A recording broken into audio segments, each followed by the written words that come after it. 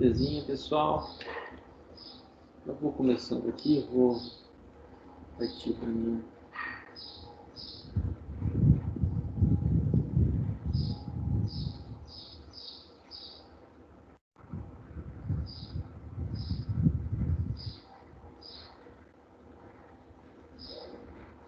No nosso começo de aula.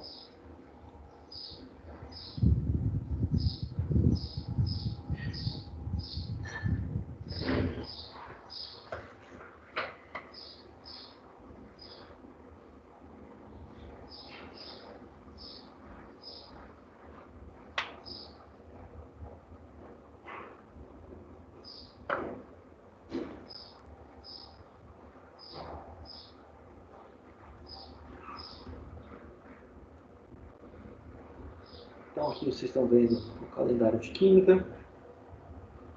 Química terceiro B.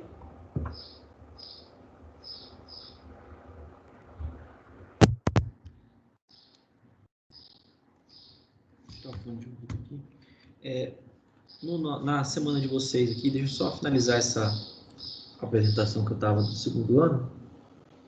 Parte de pilhas que vocês gostam tanto, né? Tipo, tanto no ano passado. Tenho certeza que vocês têm um carinho todo especial por essa parte ainda. Na semana do dia 9, então, a gente vai ter o material normal. E aí, a partir de agora, pessoal, a gente vai entrar numa parte da química.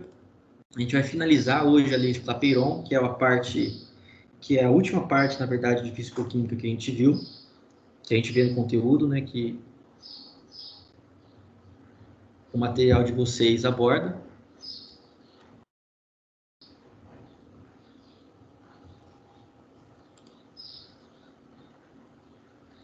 E a partir do momento que a gente parar com a parte de fisicoquímica, nós começamos a parte de poluição ambiental. Essa parte de poluição ambiental, ela, na verdade, vai estar envolvendo muito mais questões de contextualização e questões que vocês já conhecem há um certo tempo, né? Vocês já estudaram poluição dos solos, poluição das águas, poluição atmosférica, essas coisas vocês já sabem aí mais ou menos. Então eu vou tentar trazer contribuições e reflexões sobre o conteúdo, sem precisar de ficar batendo naquelas mesmas teclas, naquelas mesmas definições que vocês já conhecem. Então, a priori, como que nossa aula vai começar? Vai começar com a lei de Clapeyron, que é a última lei sobre gases que a gente conhece, que a gente vai visualizar aqui. E depois de estudar a lei de Clapeyron, nós vamos passar para aquela nossa querida parte de poluição ambiental. E aí, finalizamos aí o mês de novembro com poluição, falando sobre poluição primeiro da atmosfera, depois da hidrosfera e depois a poluição da terra, certo? E vamos juntando aí as coisas, problematizando o que puder problematizar. Eu acredito que na semana que vem nós já consigamos finalizar praticamente todos os conteúdos aí de poluições, né? Para deixar para a última semana aí uma parte mais de revisões e sistematizações, tá? Então, vou fazer aqui o download do nosso material. Hoje, a parte de Clapeyron, eu vou abordar ela de novo lá na frente, no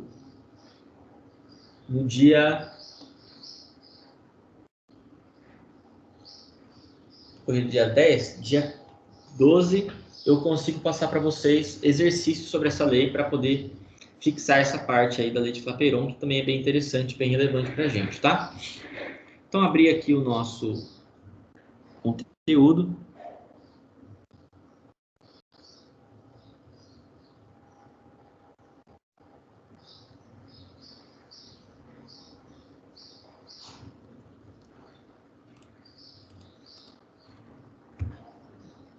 Deixa eu habilitar aqui a edição.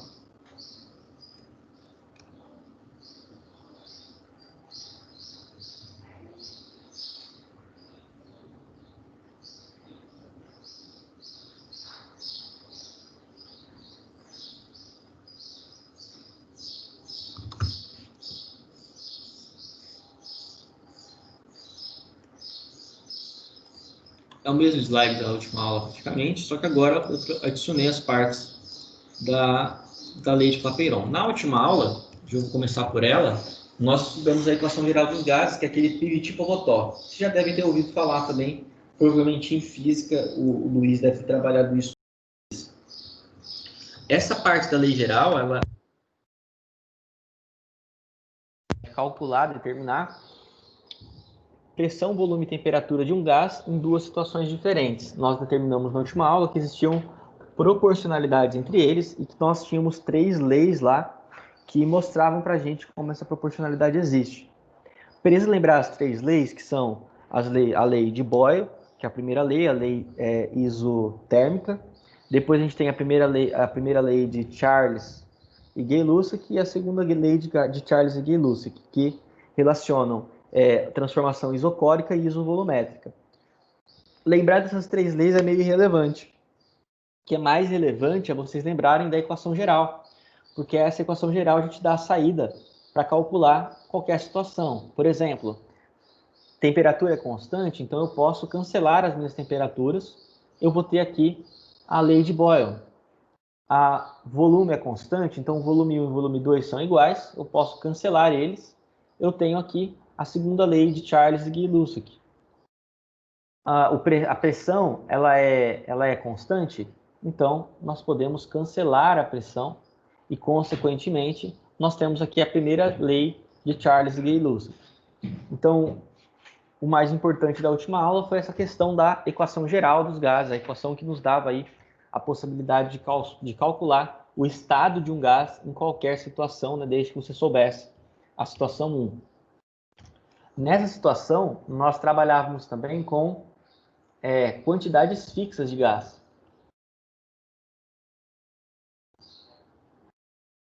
E para essa situação, nós podíamos, né, no caso, estudar aí apenas quantidades fixas. Então, por exemplo, de uma situação para outra, eu não posso variar a quantidade do meu gás em mols ou em matéria. Eu preciso sempre de variar só o volume, a temperatura ou a pressão. Existe situação onde a gente pode variar essa massa? Existe. Existe a situação da equação de Clapeyron. Clapeyron vai falar sobre o estado de um gás num momento específico, numa massa específica também.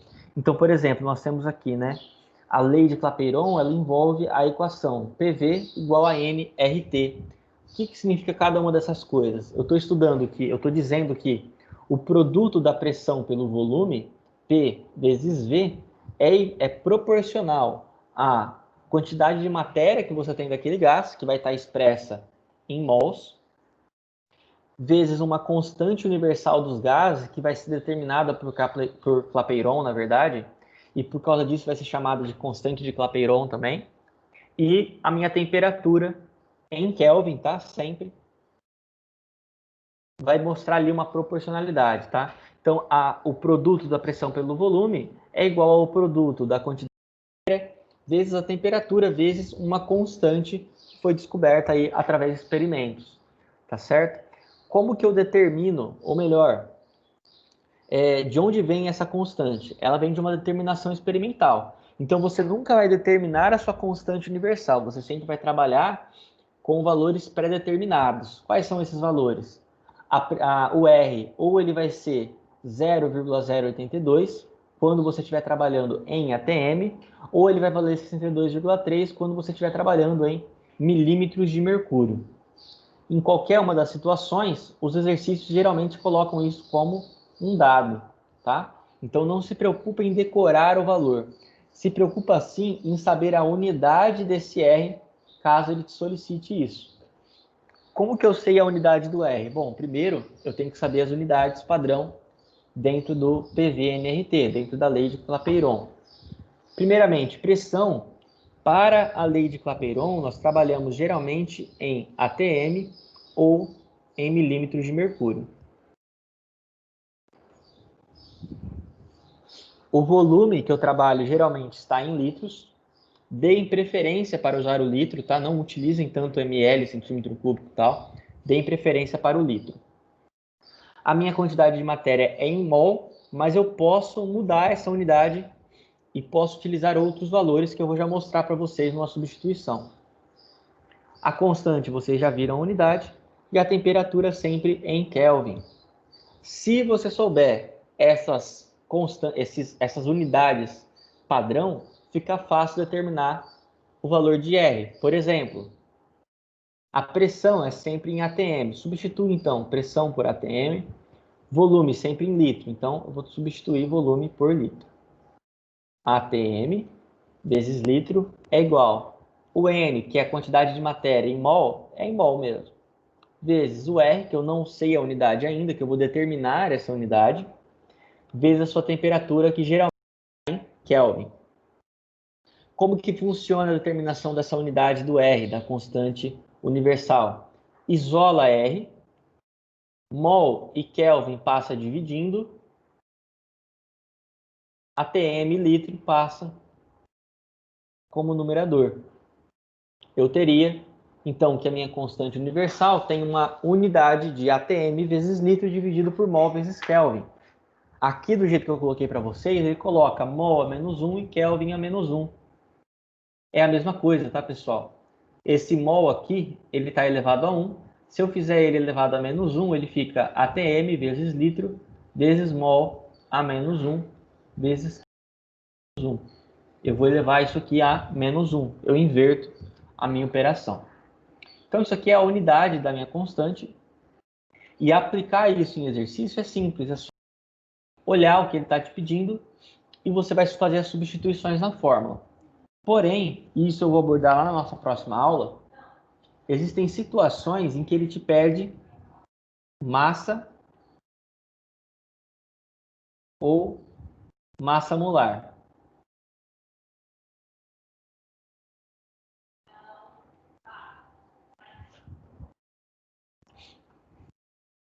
Quando ele te pedir isso, o que você tem que fazer é bastante simples. Você tem que saber que N também, esse fórmula, ele também pode ser escrito como massa sobre massa molar.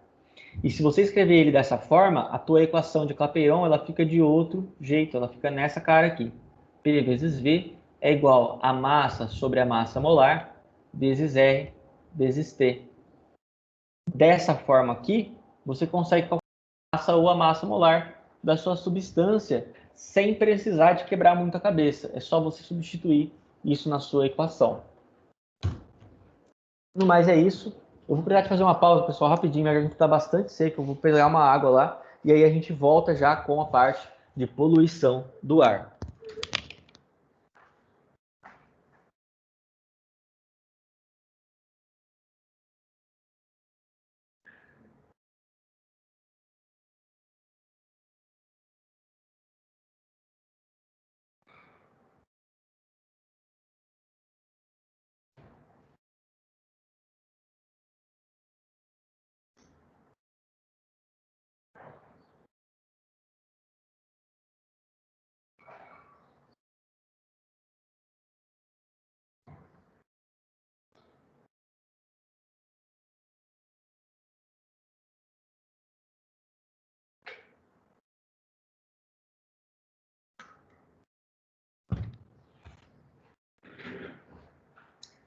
Muito bem, pessoal. Então, para a parte de poluição ambiental, eu já tenho aqui uma outra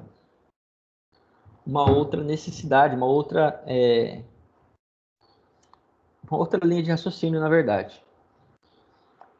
O que a gente precisa trabalhar nessa parte de poluição do ar, ela está voltada mais a contextos, a ideias que a gente precisa discutir. A possibilidade da aula virar um monólogo é muito alta, porque eu sei que vocês estão cansados, a participação nem sempre é tão simples assim. Né? Dá vergonha falar, dá vergonha participar. Então, também não tem problema. Tá? Eu gosto de falar, não tem tanto problema com isso, mas se vocês participarem, a aula fica mais interessante. Sobre poluição do ar, eu vou falar sobre várias coisas que vocês já conhecem, vocês já sabem, né? Aquecimento global, efeito estufa, a camada de ozônio, a inversão térmica, são coisas que vocês já têm aí até certa vivência com isso. Mas, quanto mais vocês participarem, melhor fica a nossa discussão. Eu vou tentar trazer. Eu vou tentar trazer para vocês certinho cada ponto e trazer textos, trazer coisas diferentes aqui. Então é o seguinte, ó. Poluentes, para começar a falar sobre poluição, uma primeira coisa que surge na literatura é a definição de poluente primário e poluente secundário. Isso está abordado no material de vocês, mas tem uma coisa que eu acho que não é tão interessante, que é trazer essa definição com tabelas, colocando quem são os poluentes primários e secundários. Não tem como você decorar poluente primário e secundário por fórmula atômica. Decorar isso é exaustivo, é longo, é um processo bastante complicado. Então é legal que vocês saibam a definição do poluente que é primário e secundário. Como você já pode perceber pelo nome, existe uma diferenciação em grau para esses caras. Eu tenho um que está acima do outro, que está interagindo de maneira primária, e o outro que tem uma interação de maneira secundária. O poluente primário, justamente, é aquele que tem um impacto direto na atmosfera. Então, você ligou o carro lá, colocou gasolina no carro e ficou acelerando o carro até acabar o teu combustível. Pô, você fez ali uma queima desnecessária de gases como gás carbônico, como monóxido de carbono e outros poluentes, e eles vão direto para a atmosfera. Eles não precisam interagir, não precisam sofrer reações mais elaboradas. A partir do momento que esse gás entrou em contato com a atmosfera, ele foi para ela e já era, ele já está causando o seu impacto ambiental ali no meio. Isso é primário. O secundário não. O secundário, ele vai precisar de... na verdade, ele surge a partir de uma reação química que aconteceu na atmosfera. Então, né, um exemplo bastante clássico, o ozônio está lá na atmosfera, tal, e o ozônio, quando ele reage com a luz do sol e CFC e alguns outros compostos orgânicos, ele acaba interagindo com esse composto e acaba se degradando. E aí isso gera um certo impacto. Perceba, o composto a priori, o composto orgânico, né, o CFC, a priori, ele não é um composto tóxico para a atmosfera. Mas depois que ele chega na troposfera, e interage com o ozônio da troposfera, ele acaba se degradando em oxigênio e isso produz ali um impacto ambiental. Então, primário, impacto direto. Secundário, o impacto acontece depois de algumas reações que são específicas dentro da atmosfera. Aqui eu deixei a minha fonte para vocês, tá? A apostila não abordou isso exatamente dessa maneira, mas também isso está abordado dentro da apostila de vocês. Para falar sobre poluição ambiental, o primeiro tipo que eu acredito que seja mais comum, que vocês devam conhecer e falar sobre com mais frequência dentro das aulas, é a questão do aquecimento global. Tá? Então eu trago primeiro duas definições, até porque muitas vezes as pessoas confundem aquecimento global e efeito estufa, e são coisas diferentes. O aquecimento global ele é um aumento significativo da temperatura terrestre, da média de temperatura, na verdade, né, em pouco tempo, num período de tempo que é bastante curto. Analisando a história terrestre e fazendo datação de carbono, fazendo muita pesquisa séria, sabe-se que a Terra já passou por períodos de altas temperaturas e baixas temperaturas. E isso varia aí bastante ao longo de milhares de milhões de anos. O problema é que a nossa temperatura ela tem subido e descido, né? A amplitude térmica da Terra ela tem aumentado de maneira significativa num período de tempo que não se compara a milhares de milhões de anos. É coisa de 200 anos, por exemplo, a gente percebe um aumento significativo. 200, 300 anos, dá para perceber que teve um aumento significativo da Terra. Não coincidentemente, né, pelo menos é o que a pesquisa tem mostrado, que artigos muito sérios têm mostrado, esse aumento gradual da temperatura ele começa junto com a primeira Revolução Industrial. E junto com a primeira Revolução Industrial começa uma queima exagerada de carvão e depois vai começar uma queima exagerada de petróleo. Então, suspeita-se, né, percebe-se, na verdade, através de uma análise estatística, através de uma análise química também, da presença de concentração maior ou menor de alguns gases na atmosfera, que à medida que o carbono, que o gás carbônico aumenta, a nossa temperatura varia mais, ela fica mais forte, mais intensa. Isso é aquecimento global. E efeito estufa? Efeito estufa é algo natural que, inclusive, permite a existência de vida na Terra.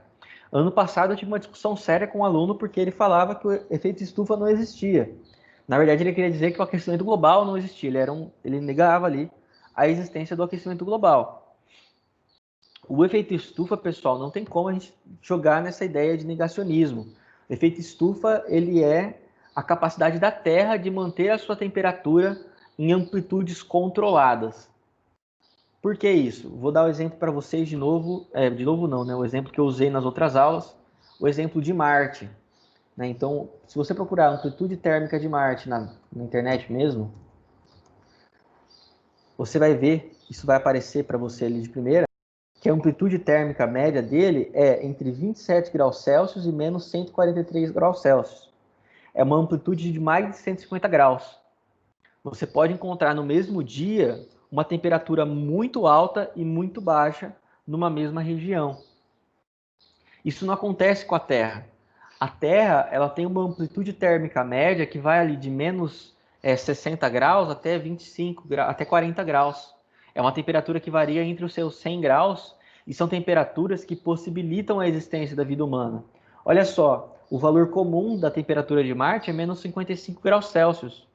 A temperatura média da Terra é 14 graus Celsius. Então, esse efeito estufa é o que possibilita que a gente tenha uma temperatura relativamente agradável para a sobrevivência humana. Isso não acontece em outros planetas. E aí você pode se perguntar, por que o efeito estufa acontece na Terra? Ele acontece por causa da nossa atmosfera. Qual que é a diferença entre a Terra e Marte? A diferença é que Marte tem uma atmosfera extremamente fina, extremamente pobre, que impede a existência de um efeito estufa, a ocorrência, do efeito estufa. De maneira resumida, a gente pode até dizer que o aquecimento global ele é a intensificação do efeito estufa. O efeito estufa ele começa a deixar a sua amplitude um pouquinho mais aberta, você começa a ter amplitudes cada vez mais altas, né, temperaturas cada vez mais altas e cada vez mais baixas também. E isso vai gerando alguns impactos ambientais muito sérios. Tá? Então aqui eu deixei para vocês, né, as causas do aquecimento global vocês já conhecem. A principal causa é a produção de CO2. Nós temos aumentado exponencialmente a quantidade de CO2 na atmosfera terrestre. E um dos grandes problemas desse aumento é que você tinha um CO2 que a gente chama de CO2 inerte. CO2 inerte é um CO2 que está isolado na Terra na forma de petróleo. À medida que a gente veio queimando petróleo e carvão, que eram minerais ali, que estavam dentro da Terra e que você não tinha participação desse CO2 na atmosfera, à medida que você começa a queimar ele, você começa a voltar esse CO2 para a atmosfera e isso gera o impacto ambiental, isso gera um sério impacto ambiental ali no meio, tá? Então esses gases compõem parte da atmosfera, também tem o CH4, tem alguns óxidos de nitrogênio, que a gente chama de NOx, e também nós temos os CFCs, entre outros gases relevantes, mas um dos relevantes também que vale a pena citar é o CH4, que é produzido através de gado, tá? A produção de gado, ela libera muito metano. O gado, ele solta muito gás através de arroto e gases mesmo, né, os puns. E essa liberação excessiva de gás metano também aumenta, intensifica o efeito estufa, porque percebe-se que esse é um dos gases também que mais teve a sua concentração aumentada ao longo dos últimos anos, ao longo dos últimos períodos. Eu deixo uma leitura para vocês bastante interessante, que é chamada O Consenso Científico sobre a Mudança Climática. Tá? Ele está em inglês, o artigo, mas ele é fácil de ser traduzido. Ele é um artigo que na verdade, ele vem para negar o negacionismo. Né? Ele vem de uma geóloga norte-americana, se eu não me engano, ela é geóloga, e ela escutava em períodos de eleição muitos políticos afirmando que os cientistas não tinham um consenso se o aquecimento global existia ou não, e aí as pessoas se apoiavam nesse negacionismo para continuar a queima excessiva de petróleo, para continuar a queima excessiva de carvão. e liberar esses poluentes aí na atmosfera. E aí essa cientista ela faz uma longa leitura bibliográfica e mostra que, na verdade, de vários artigos lidos, existe um consenso de quase 99% dos cientistas dizendo que o aquecimento global existe e que nós devemos tomar medidas contra isso, contrárias a isso. Dentro desse universo de cientistas, de artigos pesquisados, ela encontrou 1% dos artigos defendendo que o aquecimento global não existe. Coincidentemente, esses artigos ou eram financiados por políticos, ou esses artigos eram financiados por empresas que eram exportadoras de petróleo e carvão. Então, percebam que existem interesses políticos e econômicos por trás das afirmações. Quando eram pesquisas de universidades mais sérias, pesquisas de empresas ambientais mais sérias, percebia-se que existia um consenso entre esses cientistas, entre a maioria desses cientistas, e que esse consenso existe sim, o aquecimento global existe, e ele é perigoso, ele causa danos sérios ao nosso ambiente, às nossas condições de vida também, tá certo? Então, se você encontrar alguém negacionista, você já tem, eu acredito, pelo menos uma certa quantidade de argumentos para rebater sobre o aquecimento global, tá? A única coisa que eu não posso debater aqui que dá para a gente criar argumento é sobre a nova ordem mundial, que aí é uma outra história, um outro rolê, muito mais sério, muito mais insano. Continuando então, deixa eu arrumar aqui uma coisa.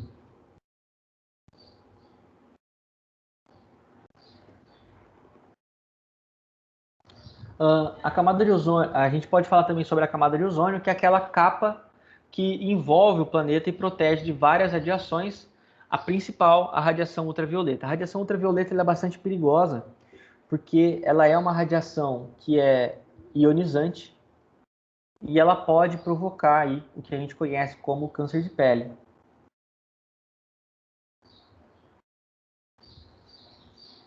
Então, o aumento desses cânceres de pele ao longo das últimas décadas, acredita-se pelo menos, né, que eles estão ligados à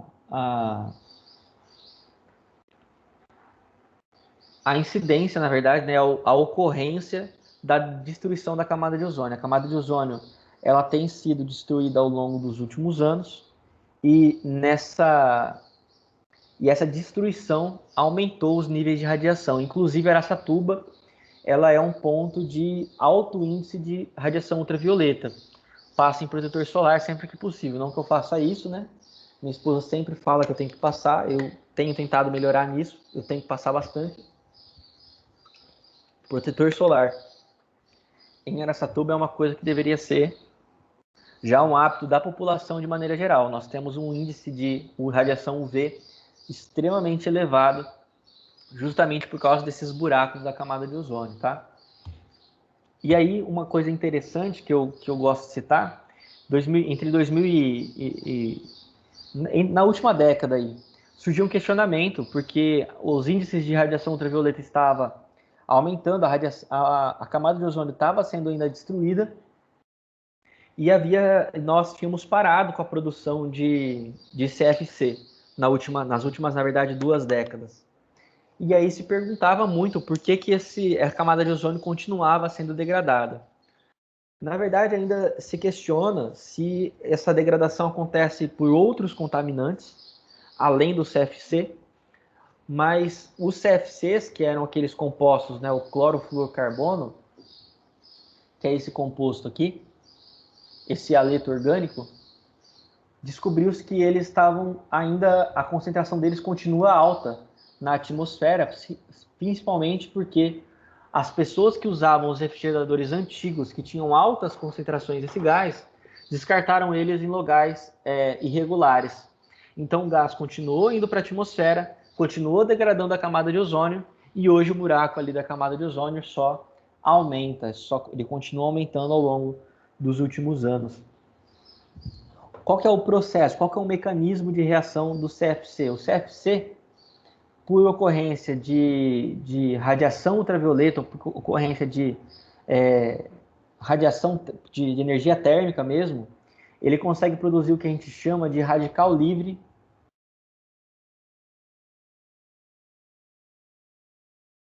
de cloro. O que é esse radical livre de cloro? É o cloro elementar. Esse cloro elementar, ele é muito reativo, ele é extremamente reativo. Então ele interage com o O3 da atmosfera e acaba se degradando, e acaba degradando o O3 em ClO e formando O2, formando gás oxigênio. Esse ClO também elementar, também que é também um radical livre, que é muito reativo, ele acaba capturando outros oxigênios e acaba formando átomos de cloro, Cl2 no caso. Esse processo, quando esse processo é formado, ou melhor, desculpa, ele acaba voltando para os átomos de cloro elementar. Então o processo continua. Ele faz uma degradação contínua da camada de ozônio. Ao longo desse processo, você degrada o ozônio e pior, nós não sabemos exatamente como recompor o ozônio das nossas camadas mais elevadas. O ozônio é reativo demais e nós não conseguimos liberar o ozônio naquela camada sem provocar muita perturbação. Então é um dano que é meio que irreversível. Nós não sabemos como voltar o ozônio que está sendo destruído para esse local.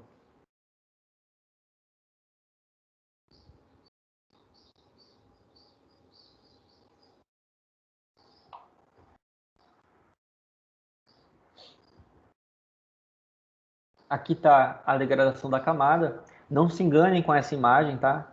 O azul escuro revela os pontos mais críticos onde o buraco da camada de ozônio está aparecendo, mas esses pontos em azul claro também são pontos com buracos na camada de ozônio.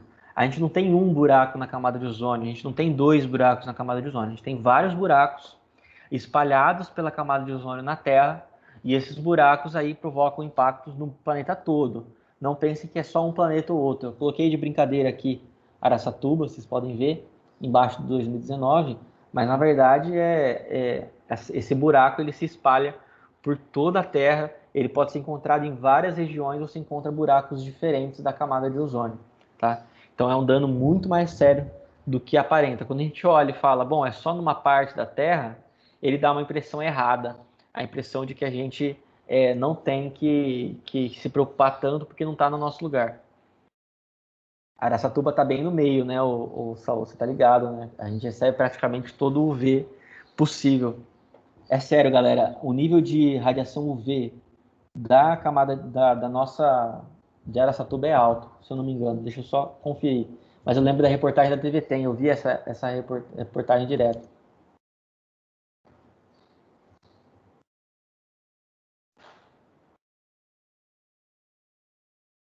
Ó, a incidência da radiação ultravioleta em Araçatuba e em cidades da região tem atingido níveis muito altos.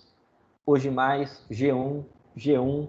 Então você pode ver que é algo que a gente tem bastante leitura, bastante artigo falando sobre isso. Araçatuba sempre teve um nível alto. Eu lembro dessas reportagens desde que eu sou criança, então você pode imaginar que sempre foi bem alto. Usem protetor solar, essa é o recado que eu posso dar através dessa parte do conteúdo. Veio. Direto tem pesquisa na nossa região sobre radiação ultravioleta, porque são medições que tem que acontecer periodicamente, né? Para poder ter um mapeamento mesmo, né? Olha, tá aumentando, tá diminuindo, será que a gente está piorando esse buraco na camada? Será que ele continua igual? A gente tem que fazer essas avaliações. A chuva ácida é uma coisa que também está bem batida, vocês já conhecem bastante, e eu vou tentar trazer algumas contribuições a mais, algumas reflexões a mais, tá? Dentro do que a gente já conhece. A primeira vez que surgiu a chuva ácida foi em 72, foi o termo utilizado pelo Robert Angus Smith. Ele era, na verdade, um cientista britânico, então ele estava no centro do período da Revolução Industrial, no centro do país que provocou a Revolução Industrial. E por causa disso, ele sentiu os efeitos da chuva ácida muito antes, né? Uma das coisas que as pessoas têm um equívoco aí, quando elas pensam sobre água, é que a água ela nunca tem um pH neutro. O pH da água geralmente é ácido. a água natural, a água da chuva, ela geralmente tem um pH ácido em torno de 5,6. Então, a chuva é ácida, ponto, tá? A chuva ela sempre é ácida, sempre ela tem um pH ácido nas situações corriqueiras. A diferença é que a chuva ácida é quando esse processo se intensifica. E por que ele se intensifica? Por causa da queima de combustíveis fósseis, né? Por isso que queima de combustível fóssil é um negócio tão que a gente bate tanto, que a gente cita tanto. Porque essa queima ela gera uma diversidade gigantesca de impactos. À medida que você faz a queima de combustíveis fósseis, os óxidos de nitrogênio e óxidos de enxofre. Esses óxidos eles produzem dois compostos que são o final das nossas reações aqui, que são bastante importantes. São os ácidos nitroso, os ácidos nítrico, o ácido sulfuroso e o ácido sulfúrico. Os ácidos sulfúrico e nítrico, eles são ácidos fortes, e ácido sulfuroso e nitroso são ácidos moderados. A queima de combustíveis produz essas diversas substâncias gasosas que na presença da atmosfera, que quando elas chegam na atmosfera, elas provocam reações. Então, olha lá, a gente tem aqui um contaminante, um poluente secundário. Esse poluente secundário, quando ele entra em contato com a atmosfera e reage, ele produz esses ácidos que vão ser absorvidos pela nuvem, vão estar ali dissolvidos no meio das nuvens e vão precipitar junto com elas, provocando uma chuva ácida. Qual que é o problema da chuva ácida? Chuva ácida, pessoal, não confunda com as coisas de perna longa, pica-pau, essas coisas assim, não. Não vai ser nenhuma chuva que vai te machucar, que vai degradar o ambiente imediatamente. Mas essa chuva vai provocar danos a longo prazo. Ela vai acidificar o solo, isso vai impedir o cultivo de alguns tipos de plantas. Ela vai danificar algumas árvores que já estão plantadas. Geralmente, quando tem incidência de muita chuva ácida no mesmo lugar, você vai observar que as plantas ficam amareladas. A acidez do solo prejudica o processo de fotossíntese. Ela prejudica a produção de clorofila pela planta. Porque, na verdade, a gente vai analisar isso depois lá na química dos solos, quando a gente estudar poluição do solo, a planta precisa de grandes concentrações de magnésio no meio para poder produzir o cloroplasto, para poder produzir a clorofila. E quando você acidifica muito o solo, você prejudica a assimilação do magnésio. E aí isso vai causar uma série de impactos em plantas também.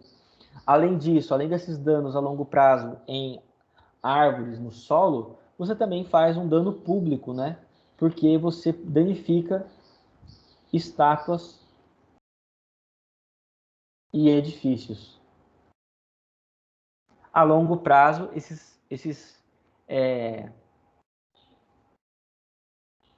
essas construções elas vão ser danificadas e você vai gerar ali um dano que vai sair, né? A reparação desse dano sai dos cofres públicos. E para finalizar, não para inverter, nós temos também a inversão térmica. A inversão térmica ela está relacionada à quantidade de calor que os poluentes conseguem absorver. Eu tenho aqui no caso, né, um fluxo normal da poluição atmosférica. O ar quente ele geralmente sobe e o ar frio começa a descer. Você cria aqui o que a gente chama de corrente de convecção. Isso torna o ambiente mais ameno, mais suportável para se viver. Isso faz também com que os poluentes eles criem uma rota, né? Eles ficam girando ali entre esses ambientes, eles podem ir para mais longe, eles podem voar junto com o vento, e isso vai provocar uma dispersão dos poluentes. Isso ameniza os efeitos da poluição. A gente observa a inversão térmica bastante, né, com bastante intensidade em São Paulo, por exemplo. Em São Paulo, quando você está durante ali um período de dia, você vai sentir uma temperatura relativamente agradável ali, uns 20 graus, 25 graus Celsius. Vai sair de casa normal, geralmente todo paulistano anda com uma blusa no carro, uma blusa na bolsa, porque do nada, de uma coisa bem abrupta mesmo, bem repentina, a temperatura cai bastante, fica bem gelado, fica bem frio e precipita, cai chuva, cai várias coisas, vai chover, vai cair às vezes até granizo. Por quê? Porque a inversão térmica vai acontecer quando o ar quente com os poluentes ele não consegue subir muito por causa da concentração de poluentes na atmosfera e ele acaba prendendo uma camada de ar fria entre ele. Aí o ar quente ele consegue, na verdade, né, os poluentes eles ficam presos juntos com o ar frio na camada, o ar frio não consegue subir e como ele está muito frio, ele começa a gelar aquele ambiente. Então você sente uma temperatura muito mais fria e esse processo de encapsulamento do ar frio, ele acontece de maneira repentina. Por isso que a temperatura cai tão abruptamente, por isso que tem precipitações tão abruptas. Assim nós finalizamos a nossa parte de poluição atmosférica.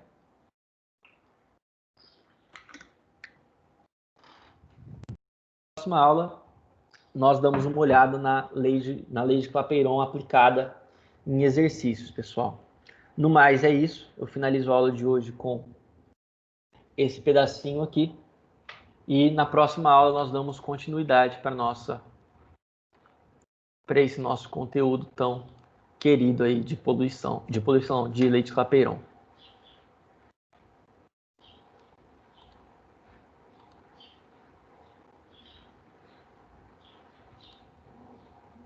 Falou, meus queridos, minhas caras.